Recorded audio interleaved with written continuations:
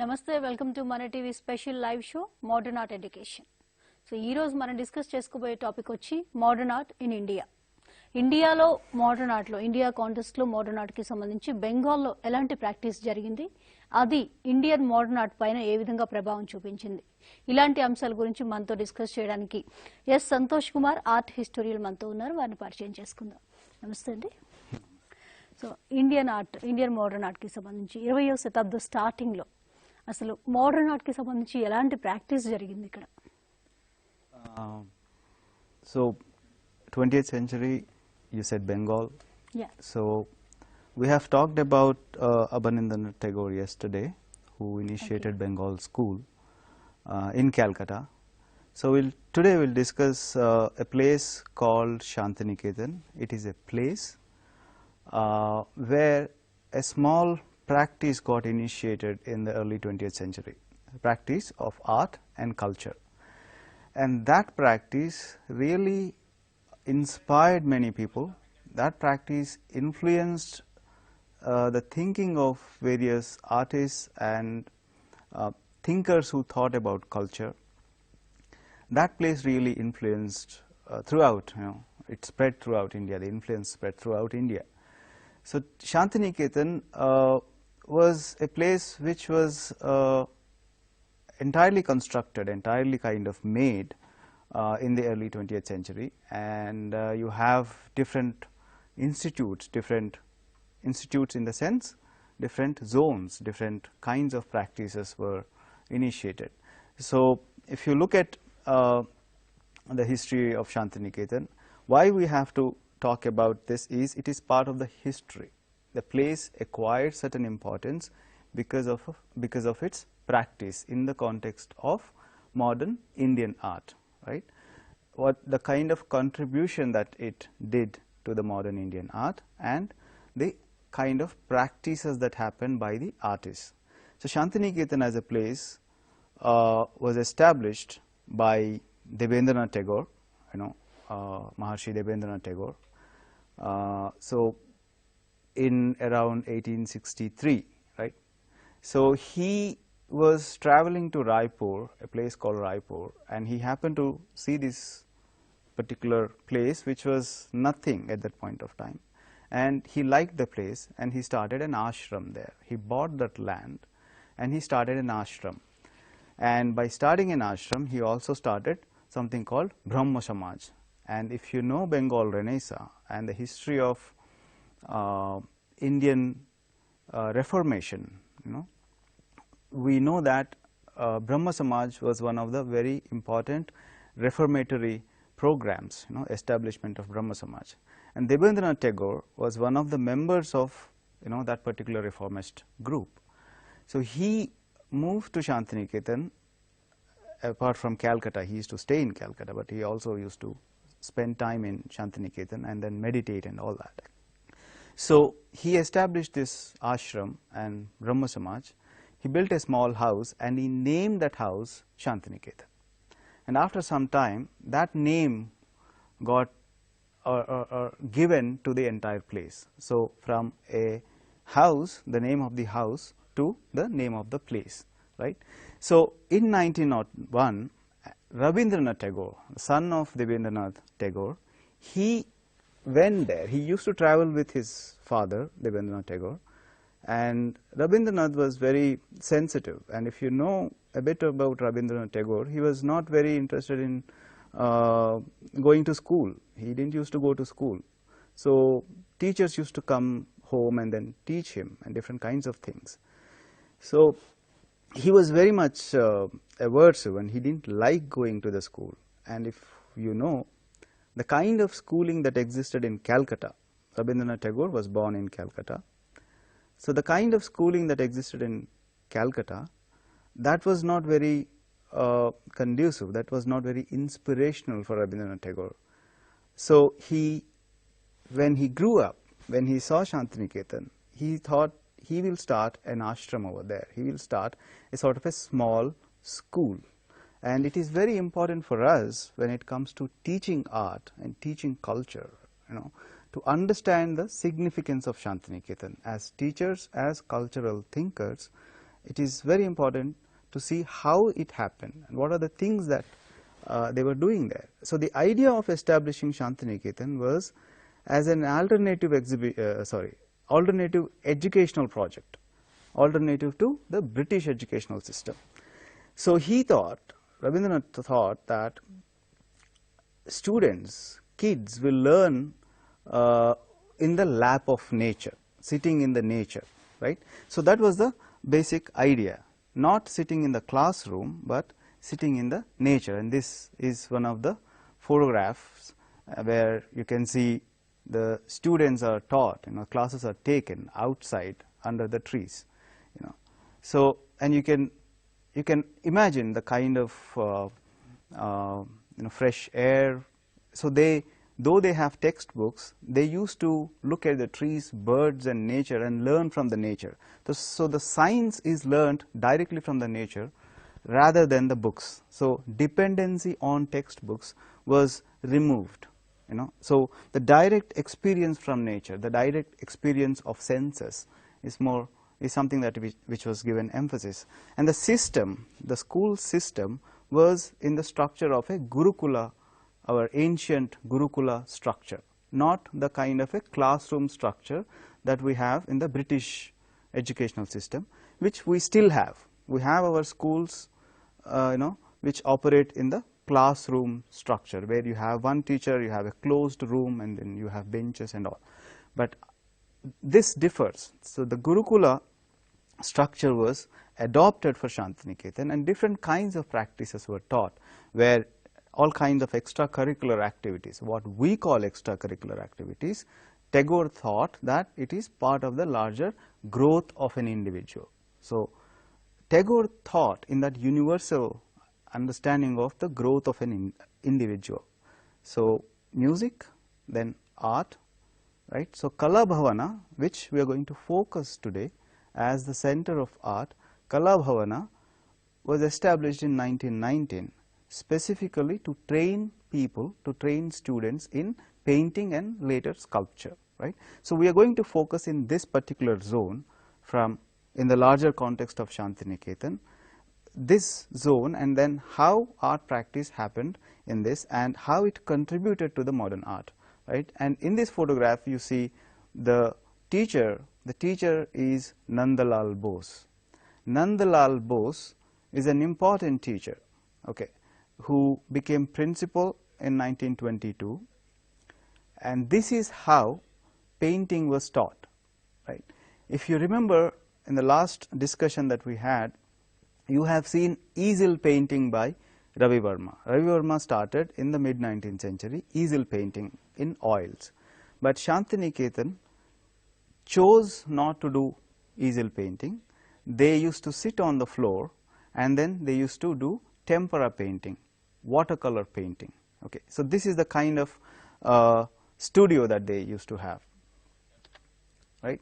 And Shantiniketan in Kalabhavan particularly, they used to do many community activities. So, in the community activities, they used to paint a lot of murals, okay. And as you can see in this slide, the teachers would do murals and students would learn from them, okay. So, learning and teaching process is very different from the typical British educational schooling system, not sitting in the studio in the room, but go out in the environment, in the nature, by doing activities, and learning by doing, learning from teachers as they do it. So, this is one of the teacher painting a mural in one of the hostels, okay. This is how the students would go out and study. Shantiniketan till very late, till 1950s and 60s, they did not have something called model study. And if you know, model study is something where you have a person sitting in the studio and students would draw that person within the studio. But in Shantiniketan, the students would go out and then learn from nature, go out and draw like you see here, right. So, we will look at three important artists of Shantiniketan, and later we will look at Rabindranath Tagore. So we look at 4 artists today. Rabindranath Tagore was a poet, and later he turns into an artist. He becomes a painter, and we'll see that how he does that. We look at Nandalal Bose. He was born in Kharagpur and he was trained in Government College of Art, Calcutta. At that point of time, Abanindranath Tagore was there, and Abanindranath Tagore, we have seen his work yesterday, he influenced Nandalal Bose extensively. So Nandalal Bose got his training in the Bengal school language, right, which he carried when he moved to Shantiniketan. So Nandalal Bose trained in this Government College of Art and Craft, and under the influence of Abanindranath Tagore, he got Bengal school ways of painting, the wash technique, and the themes were largely Indian mythology and Indian religious themes, the Hindu religious themes. And then he moved to Shantiniketan. Tagore invited him, and he moved to Shantiniketan, and he became principal in 1922. So Nandalal Bose carried that influence of Bengal school, and at the same time something called Ajanta. I'm sure we all know what is Ajanta, Ellora, and another cave paintings called Bagh cave paintings. Bagh no more exists now, it got destroyed in the earthquake, but what we have is the copies done by Nandalal Bose and his students. Okay. So modern art, as we were discussing yesterday, modern art drew a lot of influences from the tradition, and this is something that was coming from the ancient times, right, Bagh paintings. So these modern artists were learning from the ancient pre-modern paintings and art forms, right, and they were using those experiences into their own work, and we'll see that how that happens. This is a painting that Nandalal did after he got inspiration from Ajanta, Ellora, and Bagh painting. So you can see a close influence, you can see a close sort of an inspiration that he drew from Ajanta, right? The way the color is used, the color palette, and the way the face is painted, particularly the face is drawn, the way the eyes are drawn. Okay, if you look at Ajanta, this is the kind of facial type, and look at the hands and legs, particularly the fingers. These are the things that you get to see in Ajanta, right? So he's taking those influences because he spent 2 years over there, and constantly he used to visit, taking his students. So he took lots of influences from Ajanta in the earlier days. Then later he moves into a different direction. So after they came back from Ajanta, people from Shantiniketan used to go to Ajanta. And Ajanta, if you know, Ajanta was part of Hyderabad state. That is very interesting. Ajanta was part of Hyderabad state, and in the early 20th century, Ajanta was very famous. And maybe we will discuss that later when we talk about Ajanta. But Ajanta got this very concentrated importance in the early 20th century. And it is at that point of time, artists also went to Ajanta to learn from it. So after they came back from Ajanta, you can see here they have done these murals. And Ajanta is famous for the mural painting. So they have produced these murals in their interior architecture. And we have seen in the earlier slide that the teachers were doing murals as community activities so that students also learn. So mural painting was both to kind of decorate your environment, your walls inside and outside, as well as to engage people, engage students to teach ways of painting. So these are some of the examples. Yeah, this is how Nandalal moves, Now the question of modern art, it is a very complicated question. How do we see modern art? You have, if you look at this, you know what is happening. You have a Buddha in the center, and you have these figures around doing different activities. You can see and you can understand. You can understand what they are doing. You can understand what they are carrying, what they are wearing, how they are organized. But here, if you look at it, you see a figure, right in the center. Radha Vihara it is called, 1936. It is painted in a technique called tempera, watercolor tempera. And if you look at it, you see right in the center a sort of a rectangular frame is arranged, which is nothing but the cot, the bed. And you have this figure placed right on it in the center.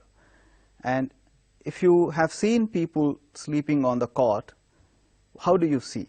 You see from the side, right? You don't see from the top. This looks as if you are seeing from the ceiling fan, right? You don't see people entirely from top to bottom if you see them when you enter the room, for example, right? So he is taking a different viewpoint altogether. And you look at the two figures sitting on either side of the bed. They are shown as if you are seeing them from the side. For example, if you look at, for example, you are on the top. Imagine that you are in the position of the ceiling fan and you are looking down. You cannot see a person from the side. You will see their head, and then it's a different perspective, it's a different viewpoint. So what Nandalal is doing here is he is using 2-3 points of seeing, points of viewing, which we call perspective. So 2-3 different kinds of perspective he is merging together. Okay, and this freedom, this is how can he do it? A traditional artist cannot do it, but modern art allows this freedom. Okay, this freedom of playing with different ways of seeing. Okay, and if you look at the way the trees are painted, the trees does not quite look as if they are actual natural trees outside. And if you look at Ravi Verma's painting, and we have discussed about Ravi Verma, if you look at Ravi Verma's painting, in Ravi Verma's painting the tree looks like actual natural tree, right, with all the light and shade and the mass and the kind of perspective, the sense of distance. But here he is using different elements, he is arranging different elements as a sort of a formal composition. And this particular formal understanding is one of the fundamental principles of modern art, okay, which is different from the earlier kinds of arts. So this is very important for us to understand. When we look at modern art, we cannot approach modern art, right? We cannot approach modern art the way you approach, for example, Ravi Verma, the way you approach the other realistic artistic practices. You have to approach in a different mindset. Okay, so modern art allows this freedom to evolve a mindset, a worldview, a taste, right? So in that mindset, freedom and taste, you have different artists working in different ways of painting. So this is another example of Nandalal Bose. It is called New Clouds, 1937, again tempera. And if you look at the painting, it is nothing, it is simple. It is simple where women folk are returning home and it is a cloudy day, right? So it is nothing to do with religion, it is nothing to do with nationalism, like it has nothing to do with mythology. It is, what he was painting was something that he saw in Shantiniketan, because Shantiniketan was a rural place where you have, particularly it was surrounded by these tribal groups called Santhals. So these Santhals used to cut across Shantiniketan. So it is just a view that he used to see, and this is the point of modern art, right? You paint what you see, not mythology, not gods, not religion, but a modern artist would respond, would react to his own environment, to his own surroundings, right? So this is the character of modern art, and that is the freedom of modern art. This is an important lino cut. Lino cut is a technique of printing, okay, and you can take number of prints using the same surface.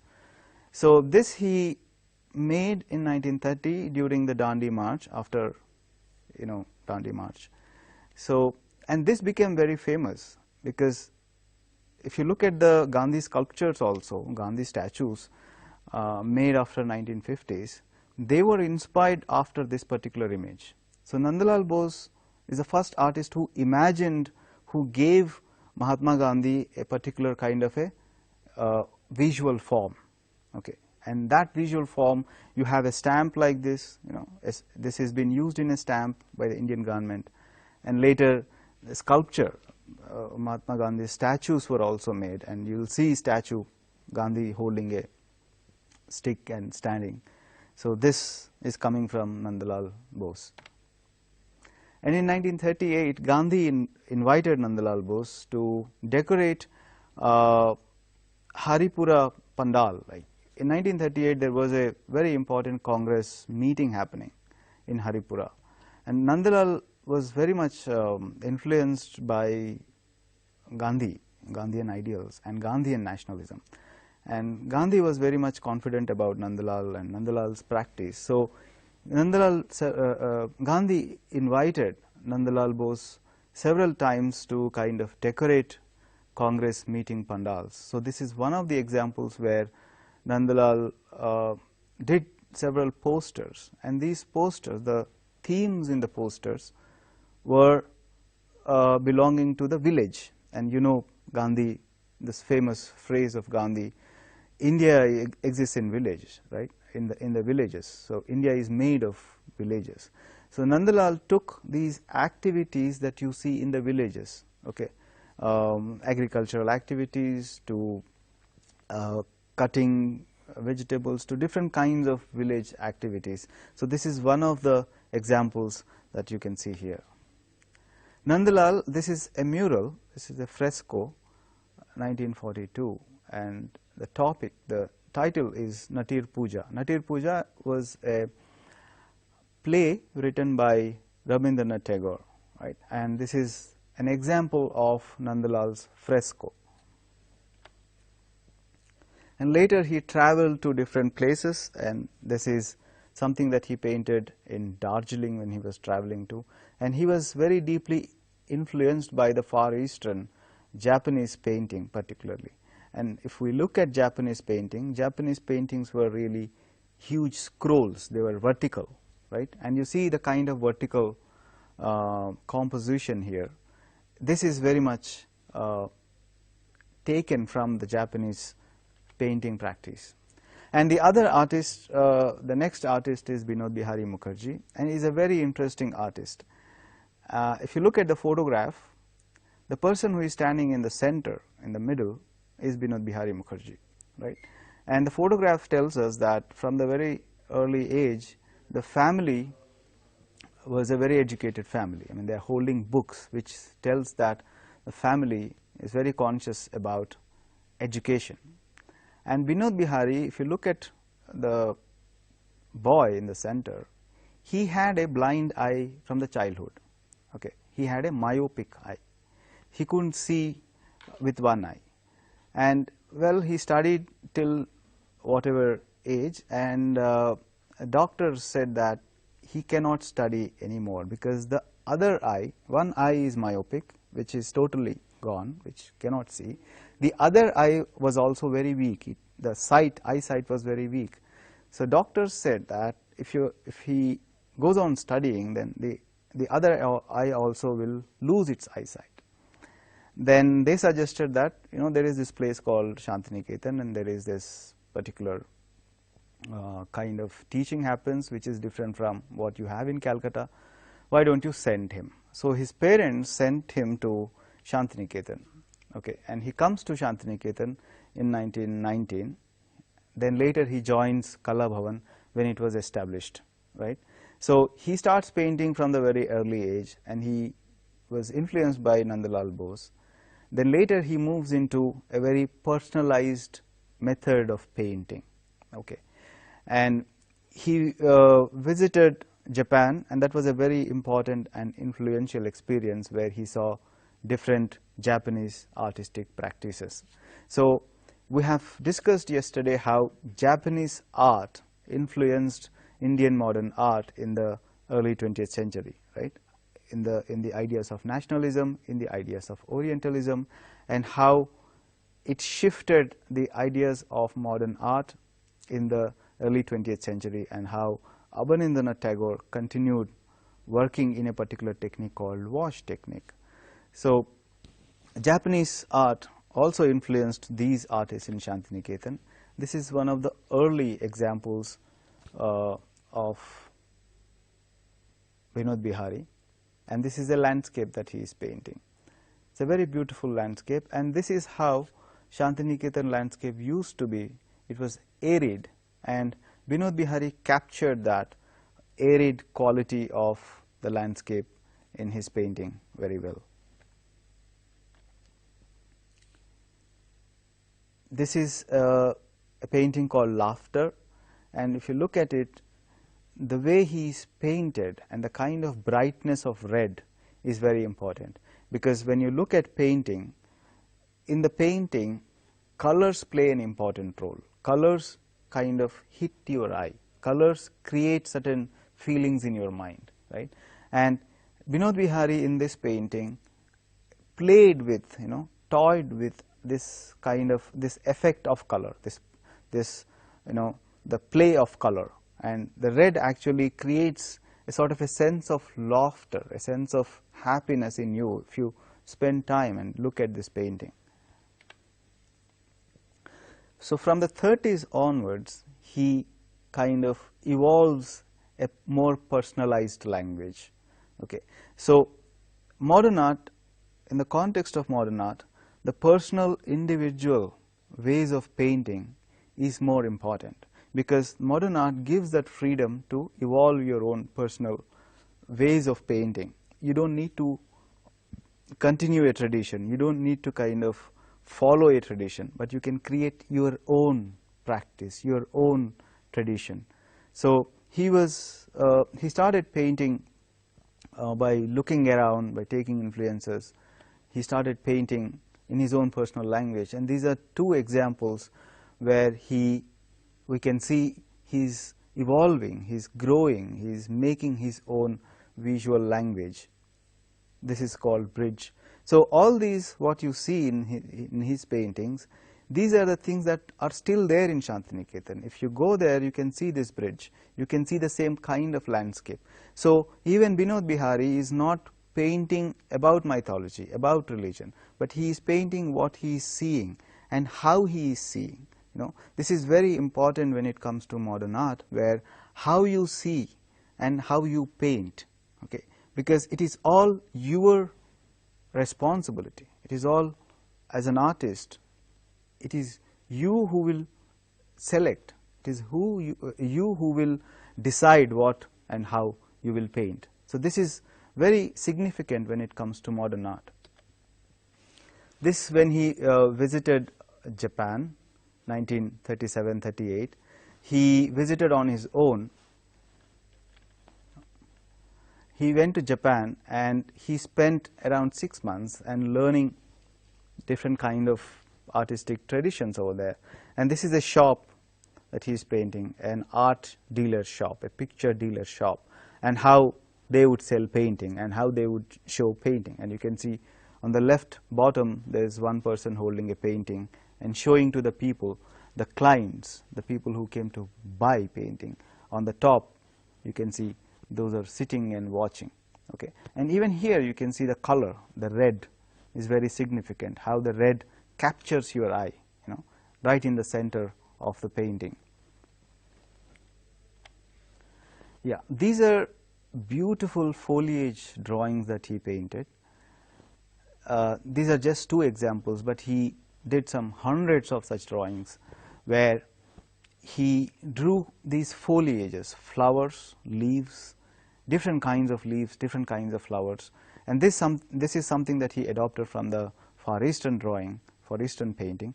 And Far Eastern painting is significant for its calligraphic technique, calligraphy, if you know.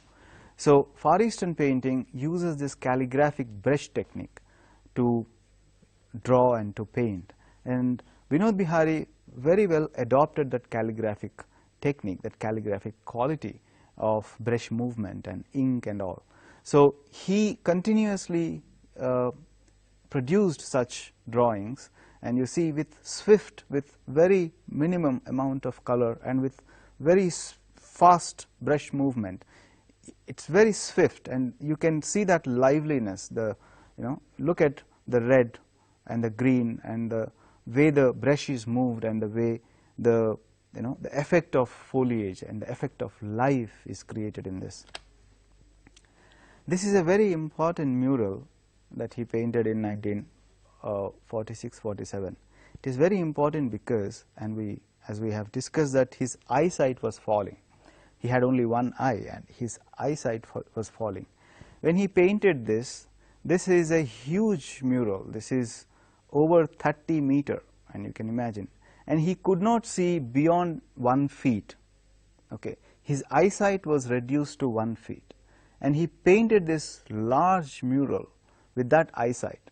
And 46-47 is the moment of independence, right? It's the moment of partition, moment of communal violence. And this mural is called the Medieval Saints. Medieval saints preached about peace, communal harmony, you know, brotherlyhood, and a certain kind of a spiritual practice, the spiritual practice that is located within the everyday activities, you know. So he painted this as a mark of reaction, as a mark of protest to the violence that was happening in India, right, because of the partition, because of the communal tensions that built up.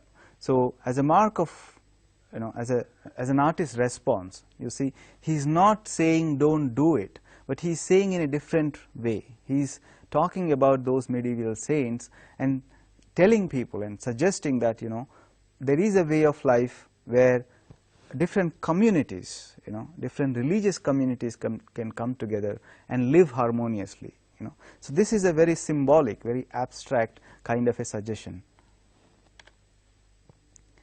This is another important mural that he did. He was entirely blind when he did this, 1972. He lost his eyesight, he was totally blind, and he used paper cuttings, and he created, by using paper cuttings, he created those figures that you see, you know, and these figures are prepared in ceramic tile, the ceramic tiles that you know, right. So he produced the entire mural, around 72 feet mural, without eyesight, and this is possible because of his training. He learned, he sort of contained all the knowledge that he gathered throughout his practice, and you can see that coming into this, right. The other artist, the next artist, is Ramkinkar Baij. Okay, we have seen how Shantiniketan started, how Nandalal introduced a way of painting, and painting by looking at your surroundings, right, not thinking about religion, not thinking about tradition, not thinking about any kind of external influences, but using certain practices, for example, a Far Eastern language of painting and different kind of traditions of painting, not the external influences, but influences within the artistic practice, within the history of art, right. So they took different kinds of influences from history of art, and they created their own individual painterly language. And Ramkinkar Baij is another artist who comes to Shantiniketan in 1928. He was born in Bankura, and he belonged to a barber's community, right. So from his childhood, he was very much interested in sculpture, in clay modeling. Okay. So he started doing some clay models and some figures, because in Bengal you have a tradition of clay modeling. You have a tradition of idol making. If you have heard Durga Puja and Saraswati Puja and other Kali Puja. So these pujas, for these pujas, the clay idols were made, and Bengal had a long tradition of this clay idol making. Ramkinkar learnt initially from those clay idol makers, and then someone called Ramananda Chatterjee, maybe you should note this name, Ramananda Chatterjee, who was the editor of Modern Review. Modern Review was an important magazine that came out from Calcutta, which talked about art, which had art criticism and different kinds of writings. So Ramananda Chatterjee saw Ramkinkar Bej and he said, "Oh, you are good, you should get training." So he wrote a letter to Nandalal saying, "So this boy is coming, Ramkinkar Bej, he is very good and you just should take him as a student." And when Ramkinkar comes to Shantiniketan, he was already good at art. So Nandalal Bose readily accepted him as a student, and Ramkinkar learnt in a different way. He was not a very sincere, obedient student, but he was a very freedom-loving student and freedom-loving artist. In Shantiniketan, oil painting was not practiced. Oil painting was not allowed. It was not at all allowed. But Ramkinkar went on and learned oil painting because he was a very intriguing student. He was someone who wants to always learn new things. So this painting that you see here, which is different from what you see in Nandalal as well as in Binod Bihari, here Ramkinkar was closely influenced by something called Cubism. All right. Cubism was a movement emerged in the early 20th century France. So later that the influences, the knowledge of Cubism came to India, and Ramkinkar was very much taken aback, very much influenced by Cubism. And this is one of the examples of his paintings where he uses his own way of understanding of Cubism. So this is another painting. All these paintings are oil paintings, what you see here. So he sort of came to a sort of a formal understanding of painting. His formal understanding is different from what you see in Binod Bihari. So he came to an understanding, a formal understanding, where you have the lines of force. In the painting, there are different lines of forces. And if you look at this particular image, what happens here is, just imagine, just draw a line like this, and you draw a line like this. So you actually can see that, you actually can see it operates with a kind of an X, a cross. You can't see very clearly, but you can actually draw it. You can actually, the forms are made to appear in such a way that they are balanced with a sort of an X. So you have one line, one diagonal line, and you have another one diagonal line like this, for example, and you have another diagonal line, diagonal effect, that is neutralizing it. And Ramkinkar Bej uses this logic particularly, this neutralization and balancing of forces, within the painting and within the form. This is very important when it comes to Ramkinkar Bej. This is another example of his painting. It's called Bathers. Right? And you can see here there is a sort of a circular motion. It takes little time when you look at modern art and try to understand it, because it is not very clear, very evident. It doesn't give you everything like the traditional painting. That is the importance of modern art. That is very interesting about modern art, where as a viewer, when you look at modern painting, you cannot just take what it gives. You have to use your mind, you have to use your senses, you have to give something of you to it, to understand it. So modern art allows this dialogue, the possibility of this dialogue. Here, as you can see, there is a circular movement, something like this. You see a sort of a circular movement that happens here. Ramkinkar Bej is known for his sculpture more than his painting. He is known for his sculpture, and he is considered to be the first modernist sculptor. It is a very important point to note that Ramkinkar Bej is considered to be the first modernist sculptor, and he is also called as the father of modern sculpture.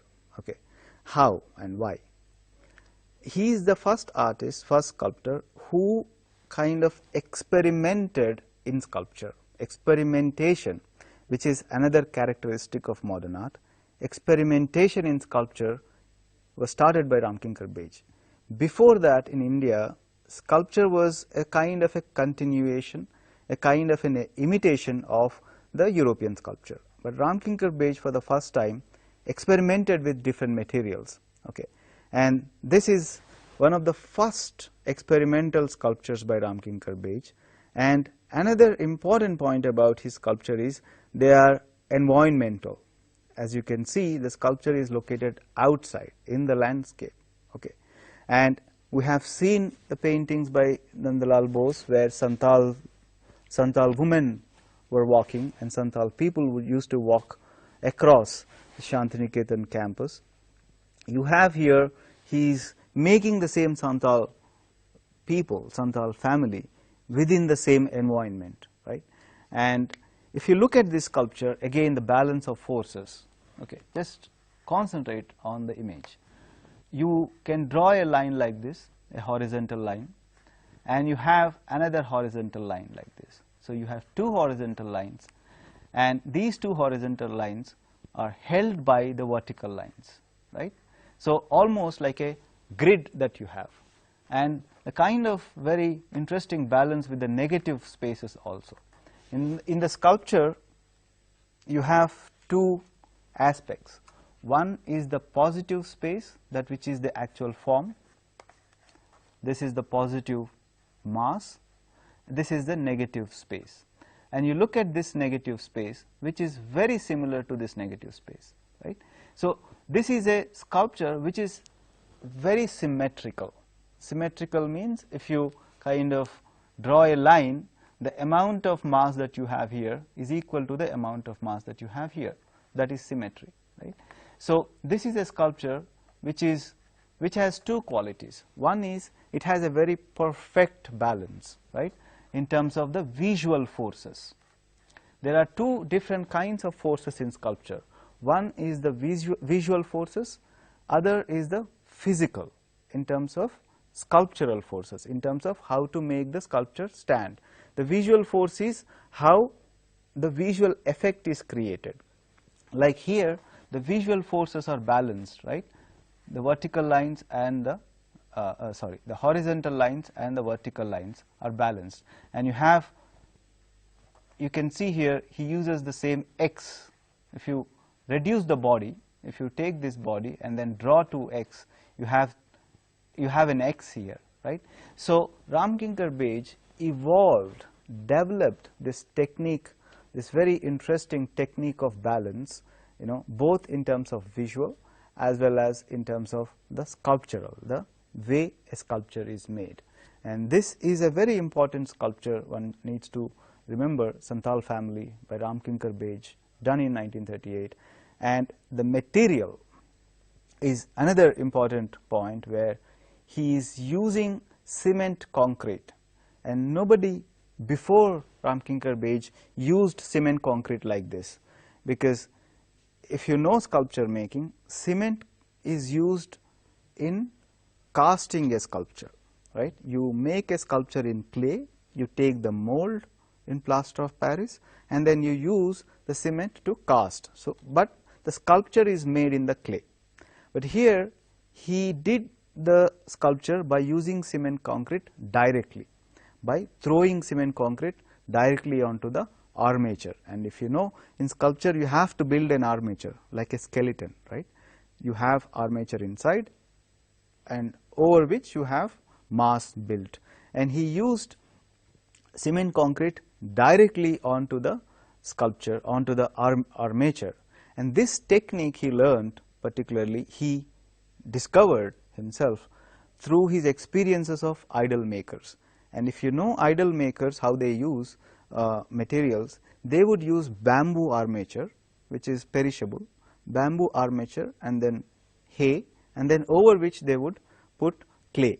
So in the similar technique, he is putting cement concrete. So it's a very indigenous technique. It is not something that is coming from Europe, but he is using this indigenous, very traditional technique for the modern sculpture, right? So this is another important point about modern art, where you use your own local mediums, local techniques to create something very modern. This is another sculpture in the same technique, which is called the mill call, and he did this in 1956, right? And you can see, right, when you look at the sculpture, when you look at the slide, you see two women are actually running fast, right? It's very, very visible. There is this force that is moving forward, and Ramkinkar sculptures are known for this force, this, you know, this kind of a momentum, the kind of speed. Even here, if you look at, if you use the same idea of drawing X, you see this line. It's a very forceful diagonal that is, you know, taking you forward, and you have this forceful diagonal is balanced by the way the leg is used, right? So you can draw another diagonal like this, right? So you have again the same logic, but you have within the balanced logic of the sculpture, you have an immense force, a very forceful feeling is created, is created in the sculpture. And this is the other side. And this, as you can see, it extends that force, you know. So this is a counter force that goes back. This is going forward, this is going back. So you can have a sort of an arrow like this, right? Sorry. So this is the character of Ramkinkar's sculpture. And which is why he is considered to be the father of modern sculpture. Okay. Another photograph of the same sculpture from the back.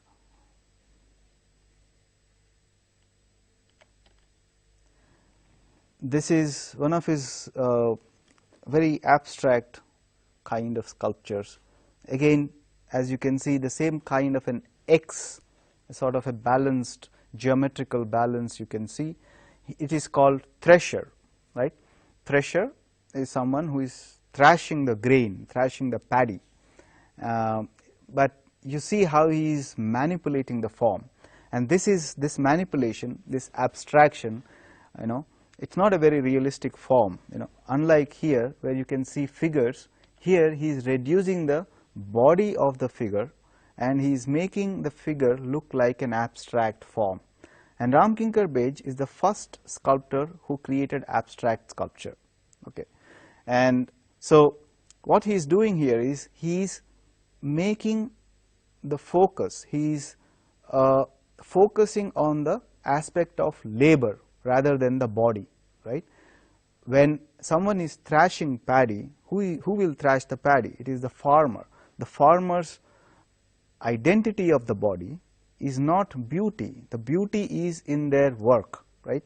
So he is actually emphasizing on the strength of this farmer's body, which is why the limbs, the hands and the legs are given emphasis, and the body, the torso is reduced, and the head is almost minimal, right? And quickly we'll look at Rabindranath Tagore, right, who established Shantiniketan Institute as a particular practice where modern art evolved, and he turned to painting in 1928 when he was 60 years. Okay, he moved away from writing and he started painting in 1928. And how did he start? Right, he started by doing these doodles. Okay. So as you know, he was a poet. He got Nobel Prize in 1913, and he used all that money in building this place. So he started his doodles and corrections by, as he was writing, on the side of the writing he started doing things like this, and then things like this. So he was erasing, by cutting off the wrong words or mistakes and all. He slowly saw that there is a possibility of developing a form, right? So he gradually developed forms like this, which look like animals, birds, and after that, slowly he has moved the form, he has moved these bird-like, animal-like forms away from the writing. And you can see here, there is no text, there is no writing, only form is there. And he did hundreds and hundreds of drawings like this. He was not a trained artist, but he developed a sort of a sensibility of art through his own understanding, by looking at art, by his own senses as a great poet. Sorry. And he was influenced by a lot of these Indonesian, Javanese art, as well as different trajectories, different kinds of modern art that he saw in the West, because he used to travel extensively by lecturing, and wherever he used to go, he used to meet artists, he used to see exhibitions.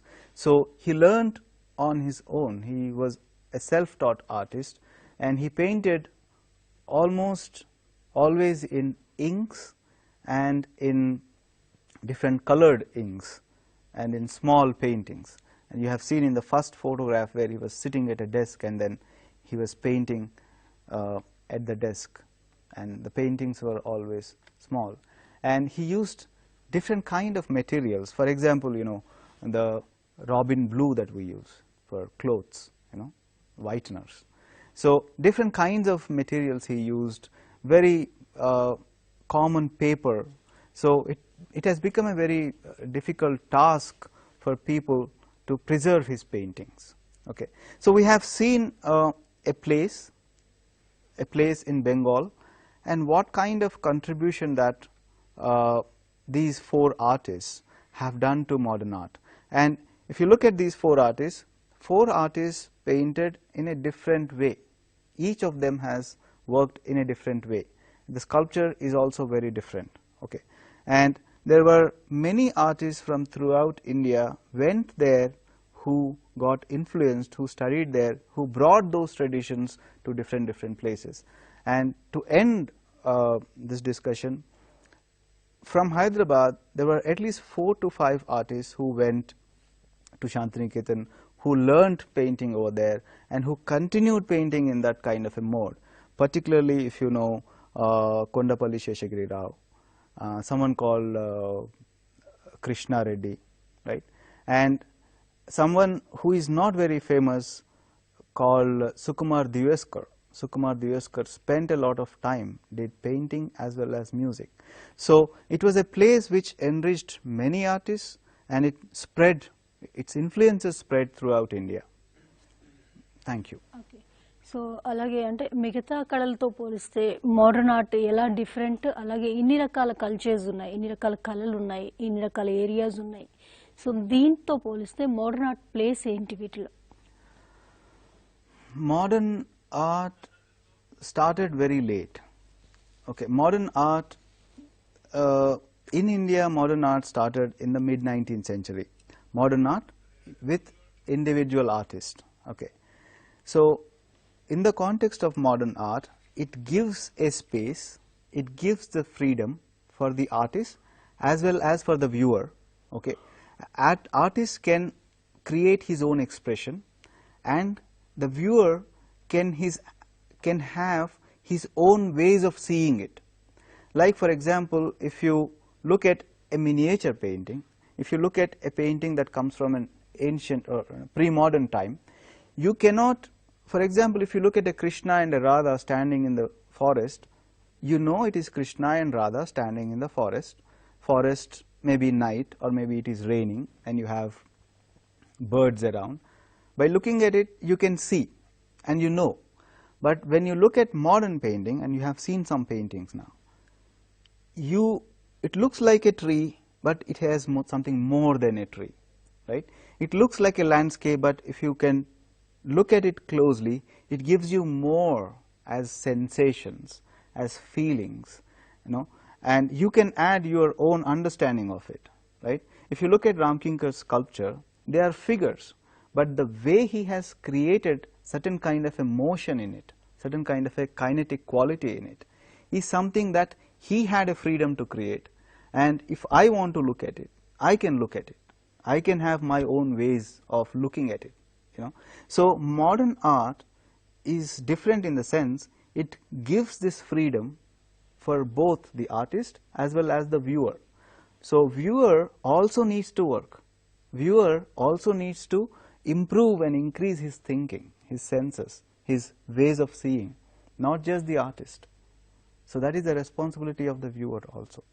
Okay. So thank you. Discussion lo participate చేసినందుకు. Thank you. ఇది మన TV ప్రత్యేక కార్యక్రమం Indian modern art కి సంబంధించి అలాగే Bengal modern art కి సంబంధించి. కీప్ వాచింగ్ మన టీవీ.